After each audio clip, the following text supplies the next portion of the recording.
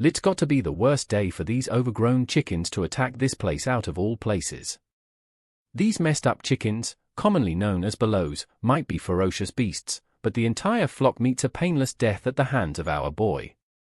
The awakeners who were supposed to handle these chickens are in absolute awe, still wondering what the hell just hit these chickens.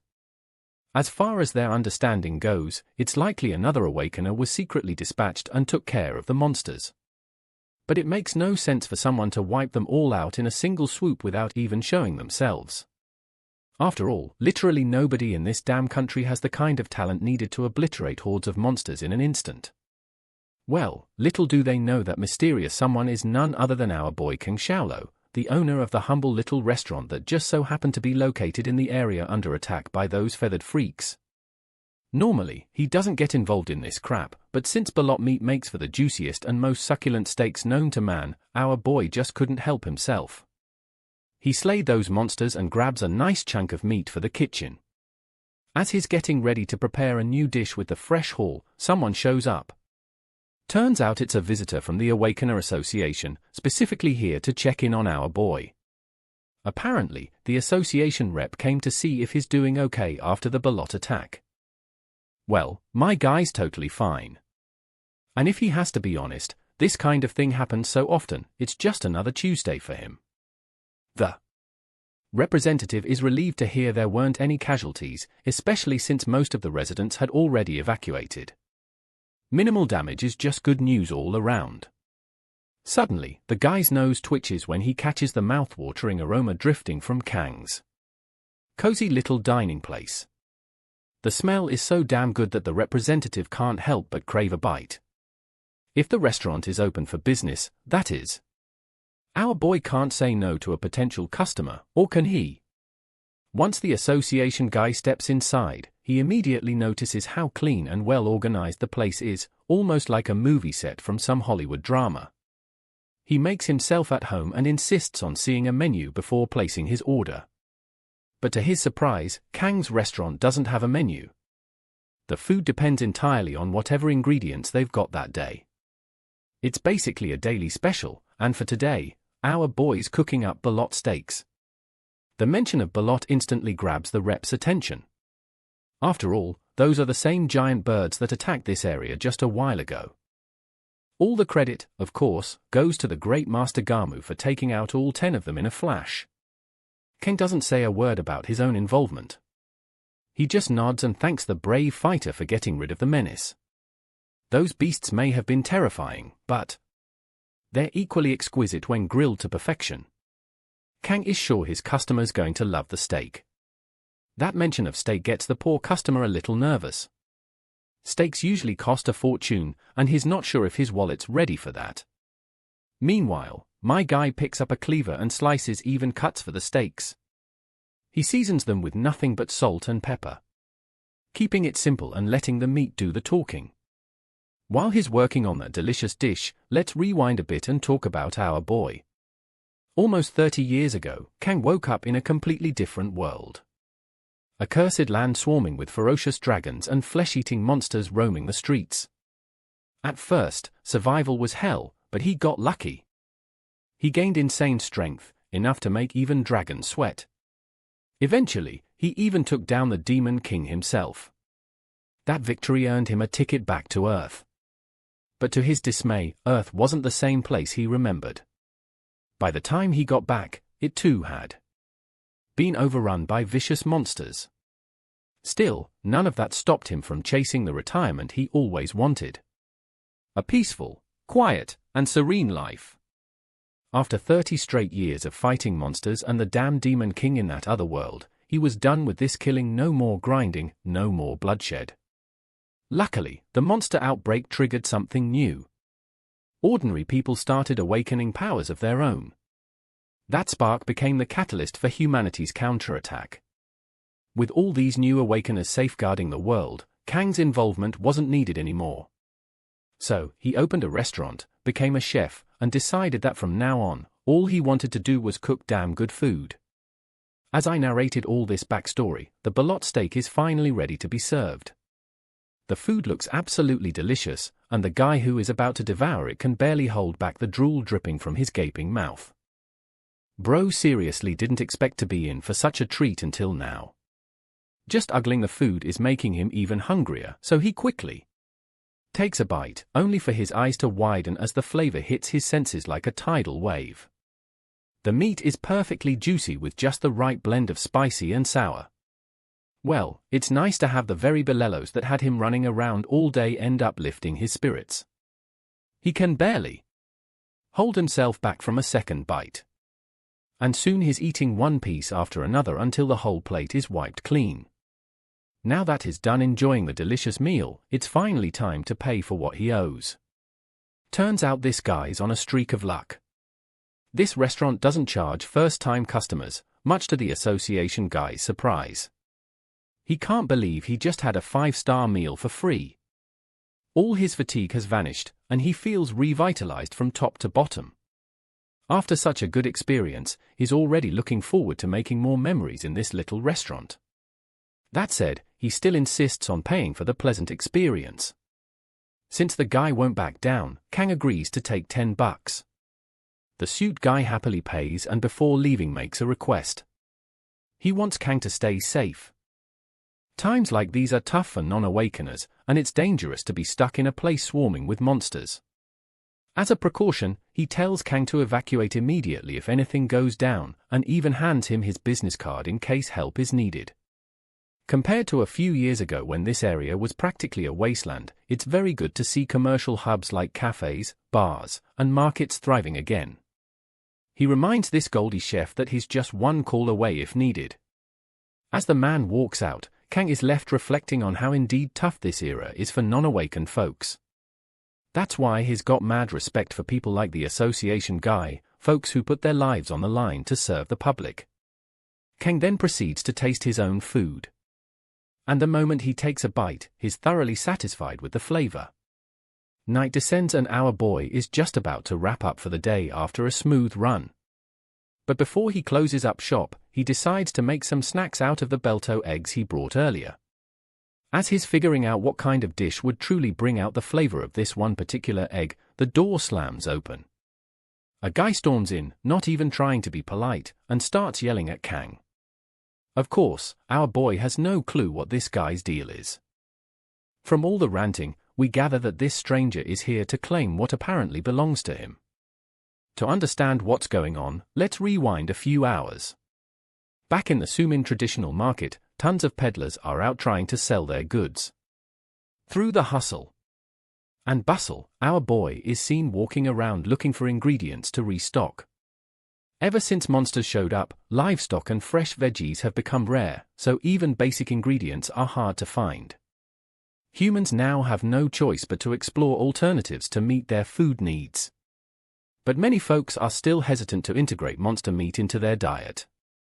Slowly though, people have started warming up to the idea. Maybe because this monster meat tastes way better than anyone expected, or maybe because it's dirt cheap. Either way, those who still refuse to eat monster meat rely on lab-grown food and artificial veggies. Still, nothing beats the flavor of actual monster ingredients, which is why the Sodman monster market has exploded in popularity with its variety of widely available monster ingredients. One peddler is selling some fresh bolot eggs.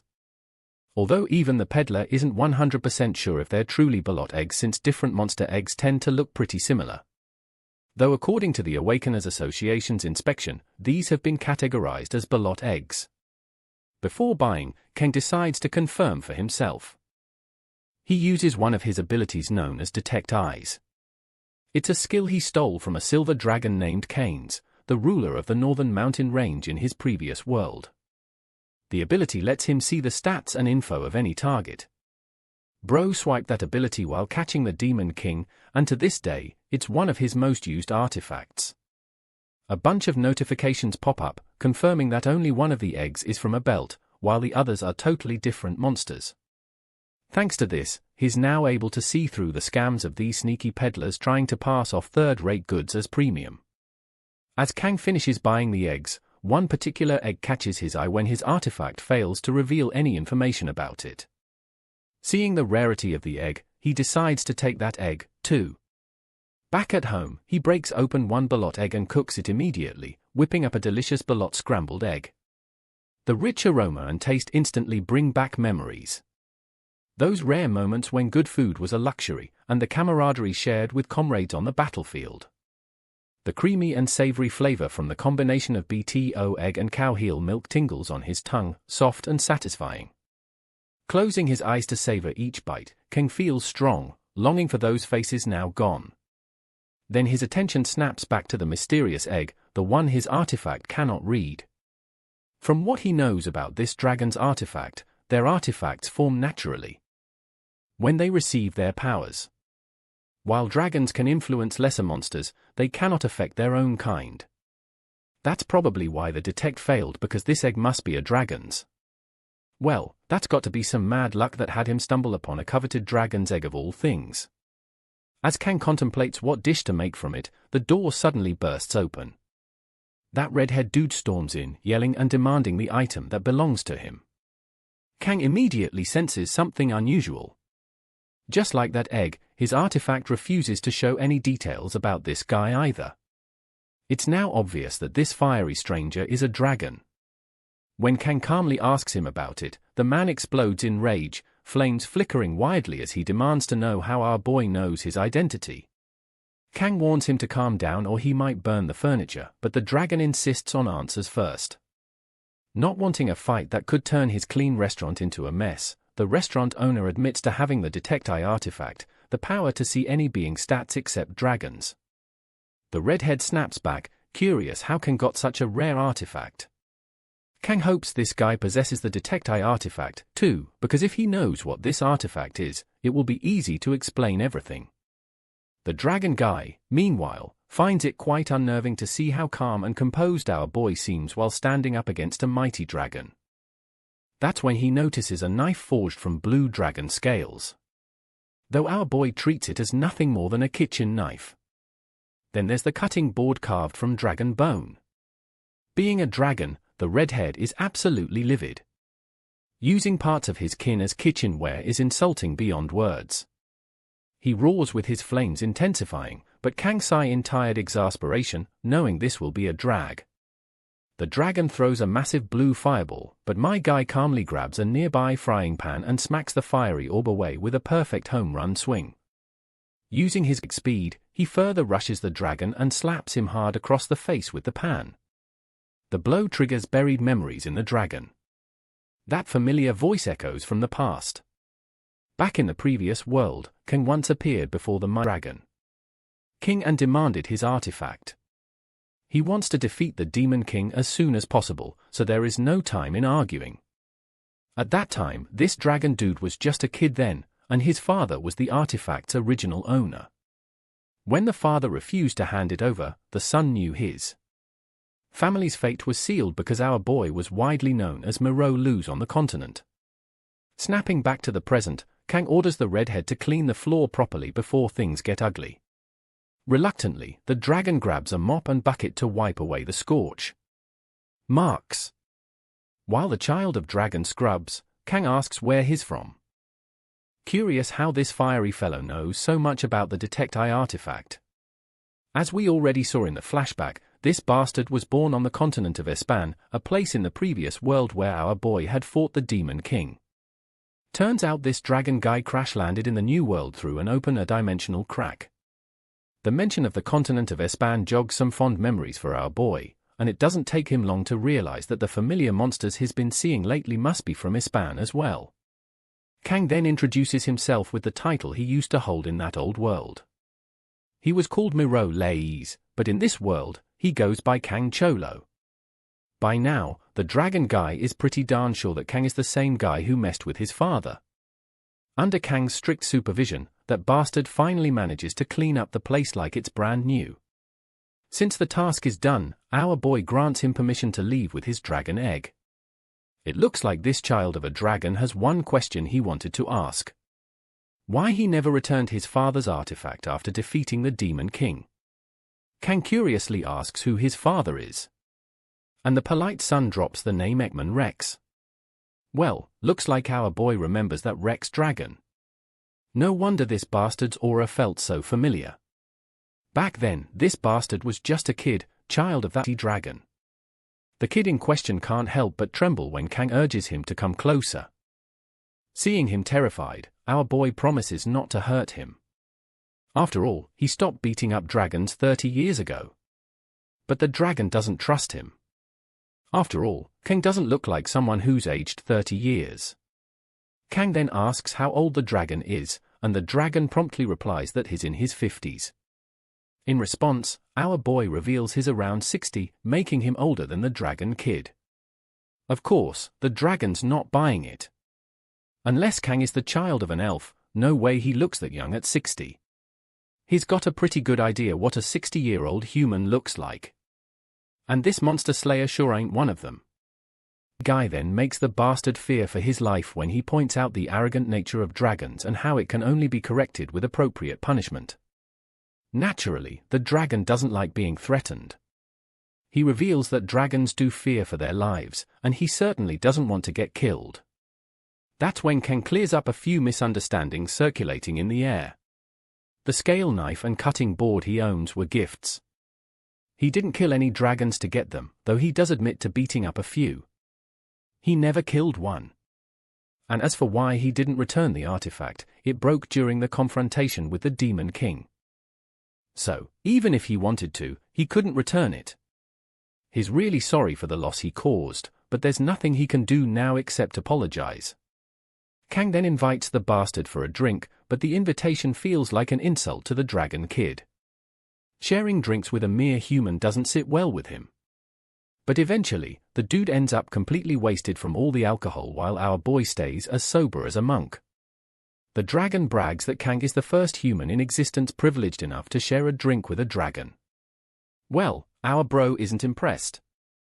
It's not the first time he's been given the title of first human in existence for something. Anyway, he asks who laid the egg. After all, the dragon kid's still too young to do that.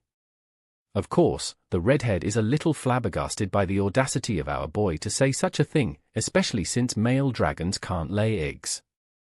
Turns out the egg is actually the younger sibling of this red guy. Not long ago, a dimensional rift opened in their dragon lair, and his parents were out of town that day. So, he and the egg ended up lost in this world. It's been about half a year since they've been stuck here.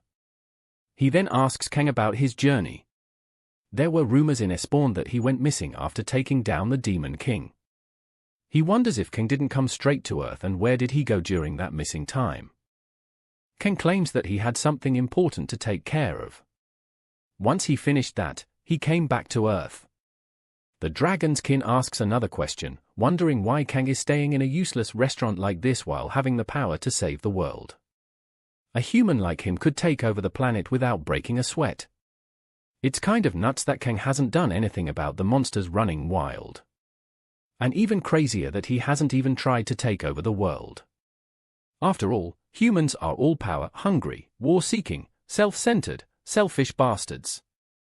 He still remembers how once the Demon King was gone, humans immediately started fighting each other instead of enjoying the peace. Kang acknowledges that human nature is exactly as described, but he just isn't interested in that kind of crap anymore.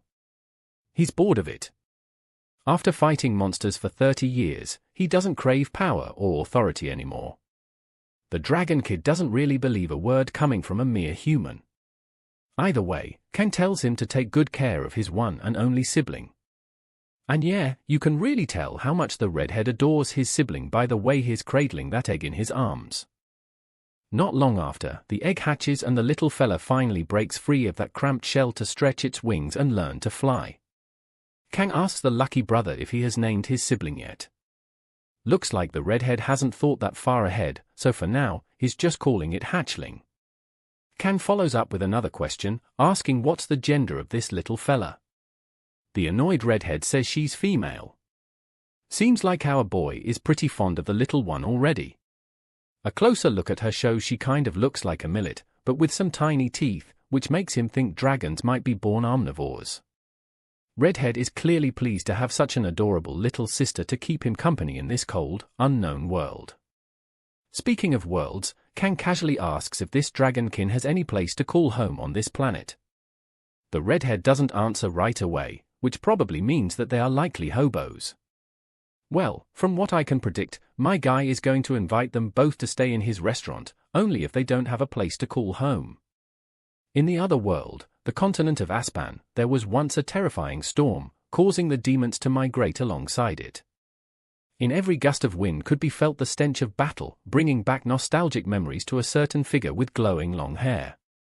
This person joyfully whispers Mero Lu's name, recalling the last drink they shared together.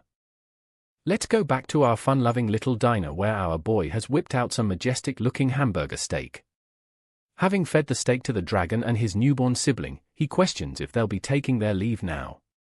Of course, as part of his diner's custom, he doesn't even charge the dragon a bill for the meal, though normally it would cost $10.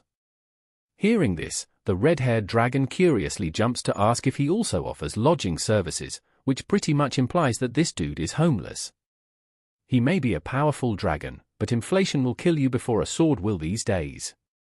Anyway, Kang empathizes with the dragon's situation, understanding that the creature must be feeling isolated after dropping into an unknown world.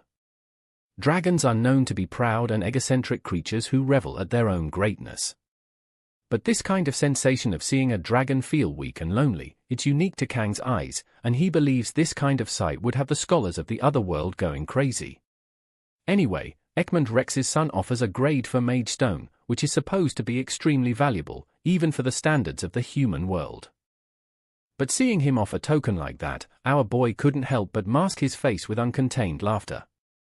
As for the newborn little baby dragon, she appears to have a black hole for a stomach and still wants to eat more food. Kang feeds her and thinks that living in this world alongside an infant dragon to take care of is an even greater trouble than just trying to survive here. In some ways, he misses the other world, too. Recalling the voice of the same person who he shared drinks with. A sting of regret looms over him, reminding him that he won't ever get to interact with the girl again. Despite his refusal to offer lodging services, he actually decides to do an act of kindness for the two dragons and allows them to stay for a couple of days without any charge. But it's actually a way for Kang to cope with his internal loneliness, feeling isolated all on his own. Anyway, the redhead is put undepressed because our boy is doing way too many favors for him to later pay off. Kang thinks for a second and decides to point his finger downwards, cutting open a dimensional portal that is actually used as his personal subspace. Kasumi, the immortal goblin, greets his king after a long time. I have to say that this goblin is crazy and dripped out for being a low-ranked monster. Anyway, the special thing about him is that he can't die in the subspace and is the manager of Kang's dimension. Kasim respects Kang by addressing him as the king, but our boy isn't one for royal names, so he just keeps it simple. Kasim questions what he's looking for, imploring the man to request for the number of magic stones they have inside the subspace. The manager reveals that there is a nearly infinite amount, but when it comes to the highest quality magic stones ever, they have 5 of those and 120 of the normal high-ranking ones. Kang casually chucks the grade for stone to Kasim to add to the subspace, who takes it without any questions. He's just about to end his conversation when he suddenly remembers something. Meanwhile, the redhead dragon is out here speechless because he can't believe the fact that even the top-ranking magic stones are nothing to this guy. Kasim politely bids farewell to his king before recalling him as the ordinary Kangchiho of the human world. As he leaves, with that settled, our boy gets up to task the redhead dragon with a bunch of duties for him to take care of. The scene fast forwards to the next day where we get to see our favorite baby dragon sleeping cozily, even when there's literal destruction outside. She's in a coma at this point. Anyway, Kang is really annoyed by her stupid older brother, whose solution to every problem just happens to be shooting a fireball at things. Our boy's goal is to actually help the dragon concentrate his fire breath to a fixed target without burning their surroundings. He's got a skewer with a slab of meat. The dragon torches the meat to a beautiful color, perfecting what Kang was looking for. He's also pretty shocked by the kind of rapier that Kang extracted from the other dimension because even though it's used as a skewer here, it is unaffected by the breath of a dragon. The weapon is called the Recap shaft. Actually, named after the skilled dwarf Recap, who put his entire life into forging the divine weapon. It could be considered one of the greatest weapons in the entire world. But hilariously, Kang's out here using his best inventory as kitchenware, the same inventory that people would kill to obtain. The dragon is a bit annoyed that he is inaccurately using the weapons, but our boy taunts him that he's still utilizing his inventory much more than dragons who only collect but never use anything. From his behavior alone, the redhead concludes that Kang's personality is like night and day compared to a dragon. Also, do you guys remember the public servant agent from earlier? Choi is really happy to be at the diner again, enjoying a savory combination of food presented by the finest cook around, literally speaking. He's also surprised that our boys already got a new employee working under him, causing the dragon to flinch. On a separate note, Choi reveals the appearance of a new and unknown dungeon in the underground passageway. Because of its appearance, Sire Damon is recruiting awakened hunters to bring down the threat. Let's explore how a dungeon is formed or what it represents in this world. Kang internalizes that there's supposed to be storage grounds for monsters, acting as a portal or a gate between and across different dimensions via dimensional rifts. Now, that's actually the same way he ended up in this world, too, which goes the same for Khan, the child of Ekman Rex, as well. Our boy inquires about the difficulty rating of the dungeon and discovers that it's supposed to be at the grade 5 level at the least, which also means Kim Sang-hoo and his team Zeniko will be deployed to take on the threat from the Seo Daemon side of things. He's the same guy from the beginning of the story. From Shinchan's side, there will be Cheon forwarding with her own team. It's a name that not even our boy has heard of, but as it turns out, Seo Daemon is guarded by the Spear Mage while the Seacon region is under the protection of the Ice Witch. The closest reference to this girl's character is ESD from the Omega Kill series for me. Anyway, Choi points out that a backup team is underway just for insurance. That's why they were on the lookout for applicants. The public servant agent expresses his own sadness. His heart breaks every time he sees a job post for a dungeon. But unfortunately, not everyone lucks out with the awakening process. Only the best of the best are chosen for the job, and it's really sad how they've all got families to feed, and yet they can't join because of their ranks. In some ways, he thinks the unawakened people have it better in this life. A safe and steady job without any risk of death. Realizing that he's running late, he concludes the conversation and thanks our boy for the exceptional meal like always. Even more so, Khan is most impressed that his contribution is receiving some praise. Kang wonders if he should head out and purchase more outdo meat to reinvest in the business. So, he does exactly that and goes to the marketplace for a list of ingredients. While he's talking to the butcher, Kang overhears an announcement to join the raid party. The guy in the distance resembles someone he saw back then. It's actually the Spear Mage Sang-hoo, known for being a grade 2 awakened warrior. It seems like Choi's words prove to be true because they really are looking for a party. Speaking of parties, let's talk about the assault groups, which in this world are called the raid parties. It's pretty similar to your average RPG game system, a format that Kang personally enjoyed back in his days. The world now resembles no differently from a fantasy game, and so the rules are easy to understand. But that's not the only thing. If you guys have played the recent game Marvel Rivals, maybe you'll have noticed an influx of DPS players and a shortage of tanks and healers, right? It's the same in this world. The damage-dealing roles are saturated and less reliable compared to the few and far beyond healers and tanks. Unfortunately, because of the saturated position of DPS class, not everyone gets to join the party. The scene reminds Kang of the public servant's words who touched upon the miserable life of those who weren't exceptional and struggled to find work. But at this point, our boy thinks the guy should focus on worrying about himself instead of focusing on other people. Speaking of which, a random man checks his wallet and finds nothing inside. He sulks in misery and defeat as he doesn't have anything going for himself. Returning home, Kang is looking for the redhead dragon, but finds him nowhere. The kitchen is spotless, which is good. Suddenly, the man from before enters his diner with a troubled expression on his face. He's even embarrassed to ask for ramen, but Kang is a good guy and tells him there won't be a problem. In his mind, he reflects how the tradition of using ramen as a cheap meal still hasn't changed from the 30 years that have passed. Even though inflation has hit hard on simple food like this, too. Before he starts making it, the man inquires for the price of the ramen, causing Kang to reveal that it costs $2 only. This revelation alone brightens up the man's expression as he orders 5 bowls right away. Kang is pretty darn impressed that the guy has an appetite for eating all that food in one go. Sensing that something is out of place, he activates his detect eye skill, allowing him to peer into the man's intentions, learning that his class is actually called the Guardian of Food. It's a really weird and unique ability at first glance. But it's not like our boy is unfamiliar with it, as one of his teammates once had it. Basically, it helps you gain a ton of strength the more you eat food. The ingredient quality also affects the outcome, but one can make a ton of gains and get a Mr. Olympia physique if they keep on consuming high-level monsters. At the same time, it's difficult to get the ability to progress in the early stages, and it only blossoms into its fullest when consuming high-grade monsters.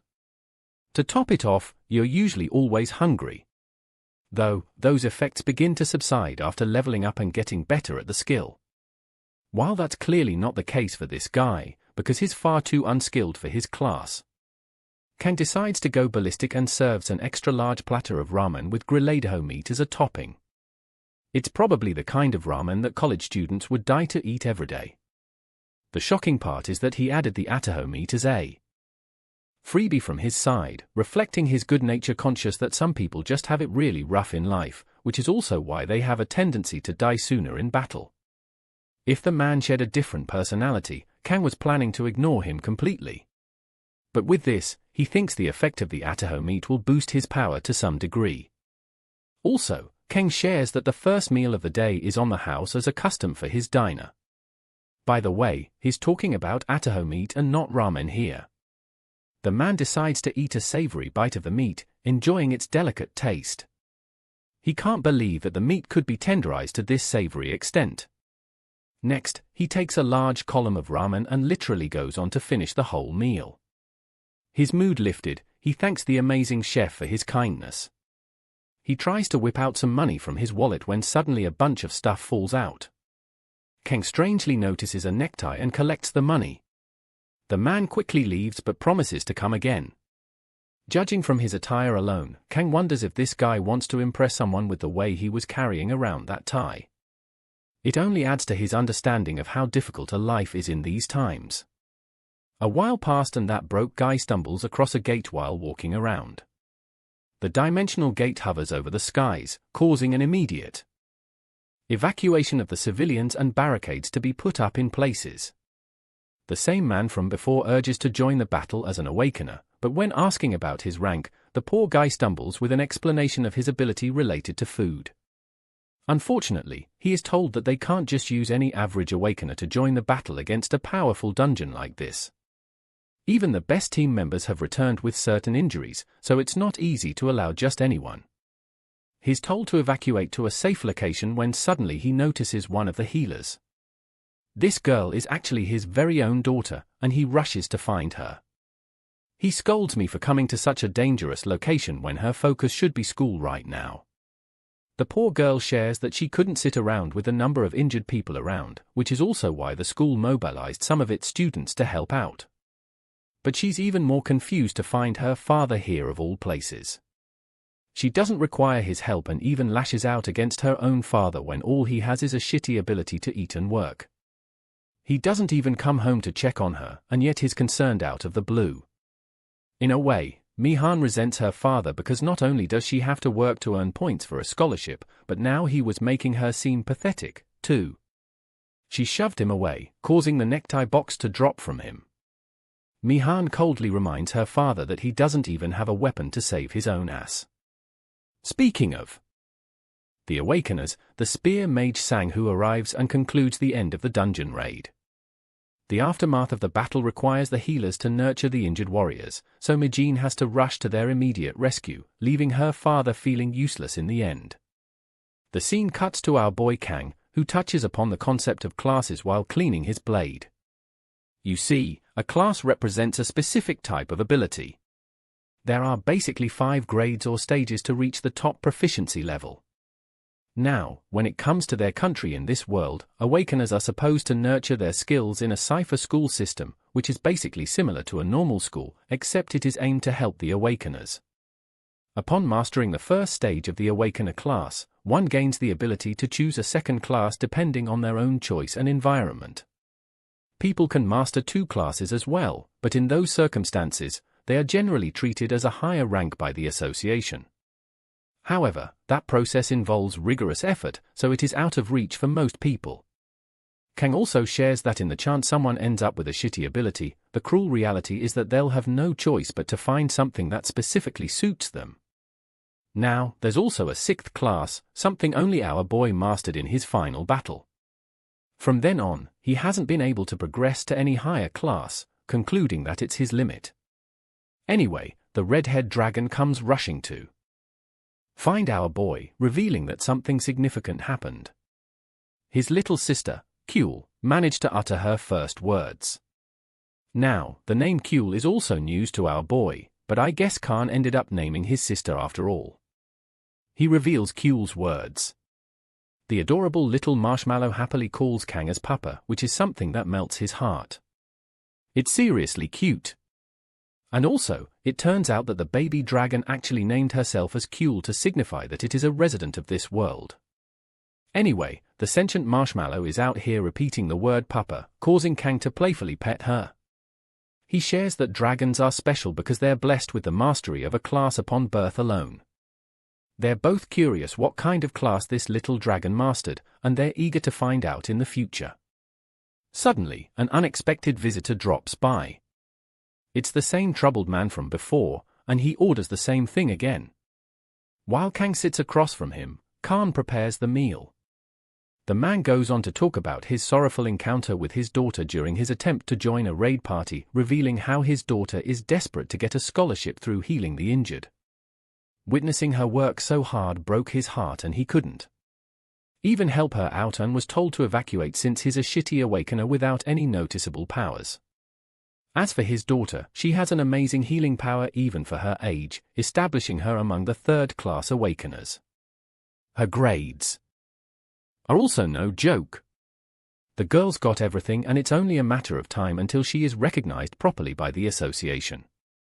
Back when he first came to the restaurant, he actually wanted to go to her school for an observation day, but couldn't find an outfit within his budget.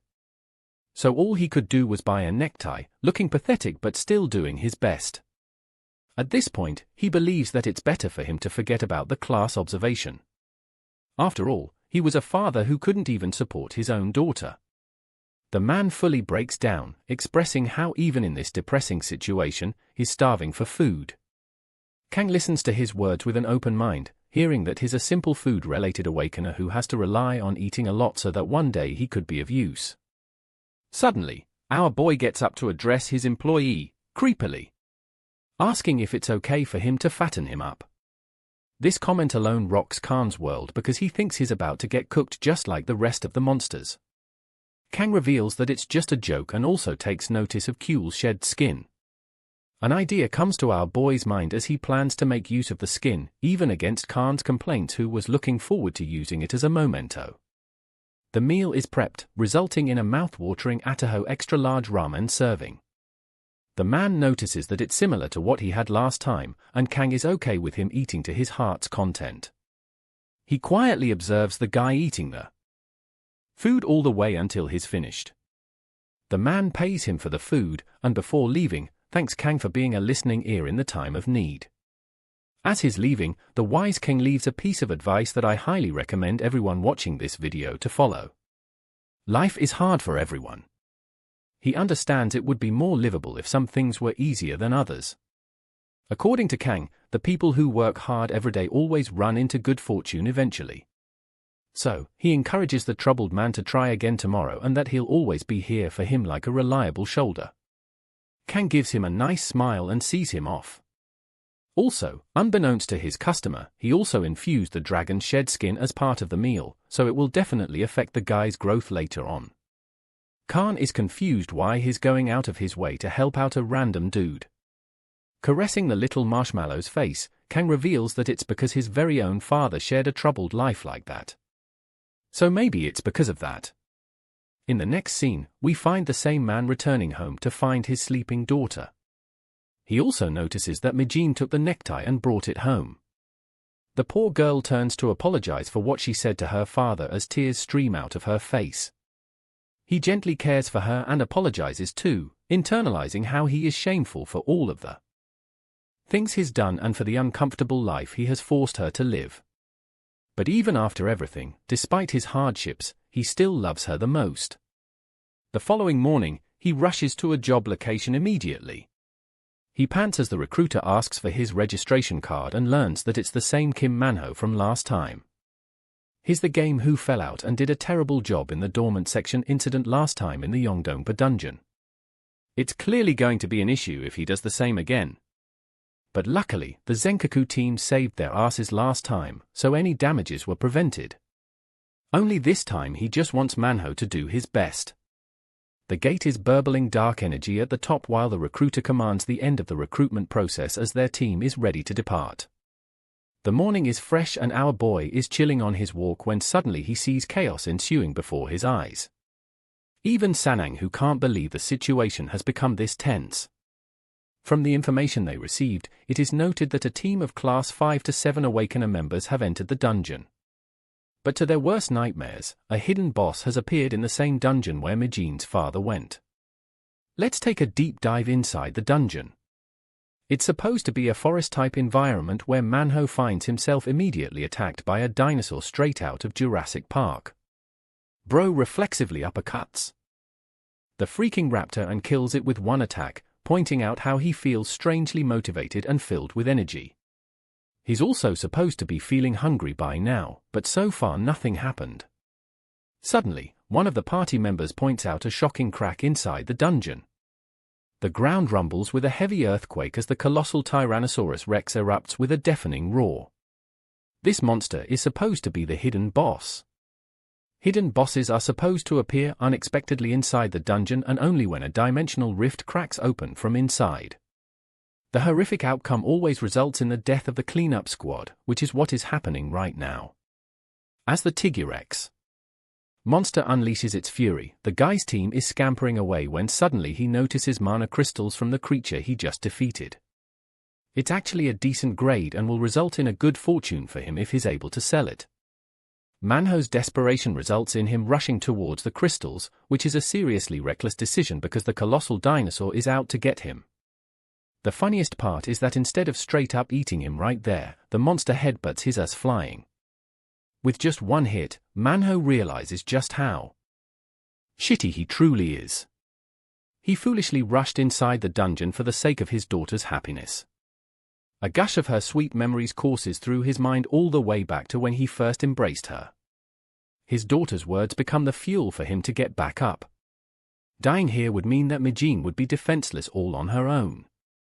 Mustering his courage and strength, he takes a stand and faces the Tigrex monster. Even against the might of such a ferocious boss, he stands firm, denying the very reality of his despairing battle. Manhwa's indomitable human spirit channels through, and he focuses his power into a single punch against the creature's mouth, resulting in a surprising rank-up effect. At long last, he's finally evolved and managed to stop the monster's attack, too. No longer does he feel hungry or hurt. Even the Tiger X is shocked and tries to devour the human a second time by rushing at him again. But Manhwa's having his aura farming moment because this guy literally stops a giant-ass dinosaur with both of his hands. Though he's being pushed back, that isn't stopping him from losing the battle. Manhwa intends to maintain this position for as long as possible. The good news is the Spear Mage and his party have arrived in response to the alert of the hidden boss. He's shocked to find an ordinary dude blocking a Grade 2 Tiger X all on his own. Now that's called determination. I genuinely love the way this story isn't just about glazing the main character, but actually developing the side characters, too. Sang, who commends the amazing man for holding his own and even intends to grab his business card after the battle. Detecting his skill set, we come to learn that Manhwa's evolution has jumped to a Shikshin class, which means that he's now more like a tank with the power of a DPS. It's kind of a unique skill set comparable to Mr. Fantastic and Wolverine from Marvel Rivals. As for our boy Kang, he's observing the scene from the side. Really glad that Manhwa was able to receive a grade 3 evolution. It's a good thing overall since the spear mage personally helped his evacuation. Enough fighting. Time for us to head back to the diner. Our precious Marshmallow is yawning with how sleepy she is. While the talks of the hidden boss's defeat roar across the news, Kim Manhwa is highlighted as the hero who helped his party survive. Resisting against the boss' special skill, he was able to break into an evolution of grade 3, achieving the MVP title in the raid. He made it into the newspapers, too, and his daughter seems proud as ever. The Awakener Association also decided to reward this guy with a correct rating and compensated him with loads of money. Cutely handling the baby dragon, Kang wonders if she was busy reading the newspaper. Her weight appears to have increased, and she's still all the same about calling him Papa. Even though Kang denies it, the adorable Munchkin looks at him with such sweet eyes that he can't really win against her. The transmission talks about another news regarding a thief who has become a consistent headache for many merchants in the Seat Moon region. This scumbag apparently loves shiny things and is responsible for stealing low-grade mana crystals at an alarming rate, to the point the association is deciding to step in. It's basically a warning to everyone to be wary of this thief until he's caught. Our boy is pretty amused by this news, and he's even more shocked when the little one brings him a cup of water to drink. I'm getting butterflies every time she takes over the story at this point. Anyway, Khan quickly chimes in to stop our boy from drinking the damn water. What's more, dude is wearing a violent aura for no reason, but it's actually because the water has a ton of germs inside. Apparently, Kuehl learned about the concept of water wells from an illustration book. And well, you might be thinking, so, it's not that bad, right? But here's the plot twist. This idiot dragon can't differentiate between the toilet water and a well. Kang's face literally turns into a, "What the did you just say to me?" expression because he was a second away from drinking that same water. The funny scene transitions into Choi's third visit to the restaurant, and he's really amazed by the kakui that Kang made this time. What's more, Manhwa arrives at the diner looking like night and day from his earlier appearance, and he's brought along a friend, too. The same spear mage captain who has heard many stories about the diner and its owner. Choi stands up in shock and respect. While the spear mage is a bit underwhelmed to find an agent from the association here of all places, the agent is rather astonished to discover that Manhwa is associated with the spear mage. Also, it turns out that Manhwa has obtained a new identity for himself as the Shikshin warrior who performed exceptionally well in a recent raid. From this interaction, our boy learns that after doing something commendable in this world, a new name is attached to your old one. Manhwa is really grateful for the kindness that the owner of the diner showed him when he had nothing. On the flip side, Kang expresses that he was anticipating his arrival. Like always, ramen is the guy's usual order. As for the spear mage, he wants to try the same. The meal is served and well, Manhwa obliterates it like usual in one go, impressing the captain with his appetite. He recommends Manhwa to head off to visit his daughter's school because it will take him a while to wrap up his side of the food. He doesn't want Manhwa to needlessly stick around when he's free and allows him a day's rest for now. So that's how the guy end up leaving while our boy is impressed by the quality of their healthy work relationship. Interestingly, the place goes all too quiet. So he turns to find the captain dozing off on his seat. In the next scene, we get a glimpse of a heated interaction between the spear mage and Kang. The captain was furious that our boy touched a divine creature and ended up enraging it. The beast gives a malicious smile before erupting its ferocious flames.